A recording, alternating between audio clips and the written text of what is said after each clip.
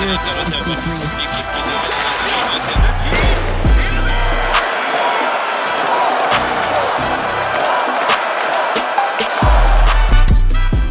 there and welcome to this bonus episode of the Gazette's Hockey Inside Out Show. I'm Stu Cowan of the Gazette, back with my regular partners here, former Canadiens teammates and 1986 Stanley Cup champs, Chris Nilan and Rick Green.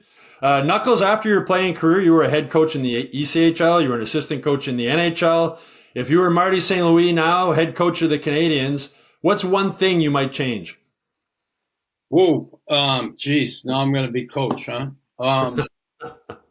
You know, I mentioned it earlier about coming through the neutral zone. This team can't afford to get against big, heavy teams, get in their end of the rink and get forechecked the hell out of. You know, they have to be able to frustrate teams in the neutral zone, turn pucks over, and use their transition game. I was at that LA game, and I pointed out because I was looking, and first period they were doing it, the Kings. They were playing 1-4, you know, and the two forwards were above the defenseman a little bit. And they had their first man staying in between the two defensemen, and they'd force them one way. And once that puck come up the wall to the winger, that LA winger would jump him, get him. It would not give him time to make a play.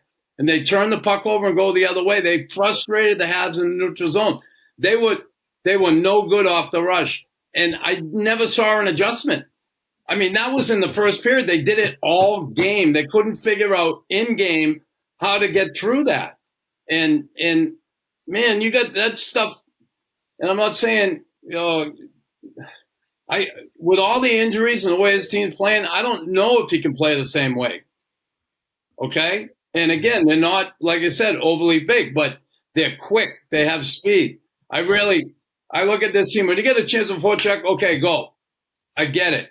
But when you don't, when they have a full control, I would trap the shit out of them, turn pucks over, and go the other way. Now, Rick, I mean, you're a longtime assistant coach, Islanders, LA Kings, Canadiens. What's one thing you would change if you were head coach? Well, I remember coaching with Claude Julien, and we were going through a little bit of a funk also, and we weren't generating enough offense. And I think it's important. There's a number of things that come into play as a coach. You're scratching your head trying to figure out what is the best way to get out of this thing. But, you know, I remember some of the practices were structured around once you get over the blue line, you got guys going to the net and you're just shooting the puck. That's it. That's all. When in doubt, get pucks to the net, get pucks to the net. Practices were just like pucks to the net, pucks to the net. And that was, you know, that was the idea to try and get yourself out of that funk. And we went to extreme measures to try and implement that in practices. And, you know, eventually, you know, we got a few bounces here and there and kind of got it straightened out. But right now they're, you know, complaining about not getting enough shots, trying to do too many fancy plays. It's not working. It was working before. It's not working. So go back to crashing the net, getting pucks to the net, and see what the results will be with that. Yeah, they might want to do that one practice. They ranked 29th in the NHL in shots on goal. That's been a problem for them. You know, Knuckles, you mentioned earlier about, you know, making in-game adjustments. Who was the best coach you played for who was doing that? Oh, you know, I got to say, Lemaire, Roger Nielsen were really good at that. Jacques had a system. You had to play it, and it was an effective system. There's no question about it. And those guys pretty much not jump around. That's for sure. Rick, you played for a lot of coaches. You were an assistant coach in the NHL for a lot of coaches. Who impressed you the most when it came to sort of making those in-game adjustments? Burnsy, Pat Burns. I loved him. He was a real straight shooter, and he would identify some of the problem areas and make sure that he barked loud enough for everybody to hear that that was not what he wanted to see happening. He'd address it and move on. And he was a fun guy to to play for other than him stealing my boating books. Well, Marty's saying I don't think he can bark anymore, though. No, not allowed to. No. Yeah. Well, Marty St. Louis was saying like one of the biggest adjustments for him, Rick, was managing the bench. You know, they went from coaching kids hockey where he said you basically just opened the door and you rolled the lines and then you get behind and everything's going so quick. For you, when you went behind the bench as an assistant coach, how difficult was that, just getting used to, and like you're trying to make in-game adjustments, but and call lines and watch what's going on. There's a lot going on there, right?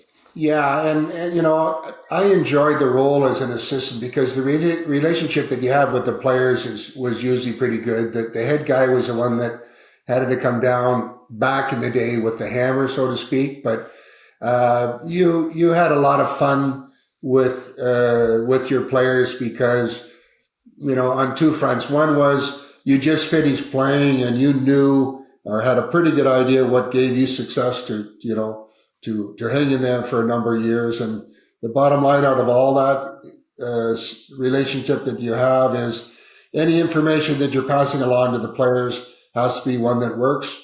And you just try to deliver that message to them. If you try this, it should work for you. And then you get the players on board and then, you know, it snowballs from there. But it was a unique experience from the standpoint of going from one side of the bench to the other and then have the opportunity to try and no longer actively try and repair some of the problem areas, but just pass along verbally the information or, you know, show them some technical stuff that will allow them to become better pros moving forward.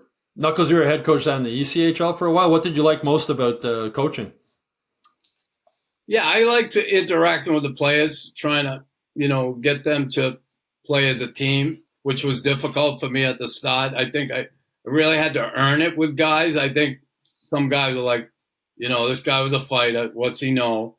And honestly, I questioned myself early on. The first 20 games, we were 3, 12, and 5.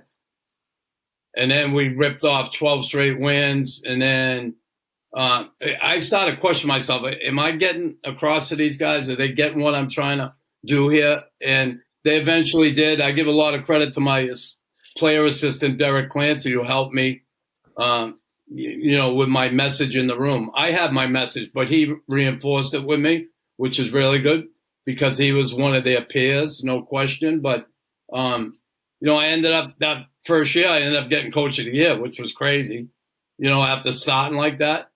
So, yeah. And then that was at the Chesapeake Icebreakers, right? Yep. Yep. Two winning seasons there as a head coach also. Yeah. I enjoyed it. I really liked it. I liked being that. I couldn't be an assistant. I was assistant with Jacques. It was difficult. The players thought they had 2 head coaches, which they weren't far off. Yeah, that was with the Devils, right? What did you enjoy most about? I mean, you were working with the defenseman mostly, Rick, right? As an assistant coach, what did you enjoy most about that job? The information that I was giving them, they would try it, and I felt that the biggest way that you could get your point across was to see that stuff that you're giving them work for them, and that's what I enjoyed as coaching was. I was kind of a technical guy where you can teach defense, right? You know how to play, how to position, how to use stick work, all those things that a lot of the kids didn't have those fundamentals, believe it or not, at the NHL level. And I would try to identify the problem areas, ask them to try this, and it worked out well. I was happy because they were happy. They were getting the results. And Marty St. Louis said recently, before Kirby Dach got hurt, one of the things he was really happy was seeing all the video work he had done with Kirby and on ice and everything else, seeing him put it into effect on the ice. He said it was really, really fun for him to see. And then, of course, Kirby Dach fractures his foot and he's out 4 to 6 weeks. Anyway, that's it for this Hockey Inside Out Show bonus episode. I hope you all enjoyed it. We'll be back with our weekly Hockey Inside Out Show on Wednesday, so look for that. In the meantime, if you haven't done so already, please subscribe to our Hockey Inside Out YouTube channel.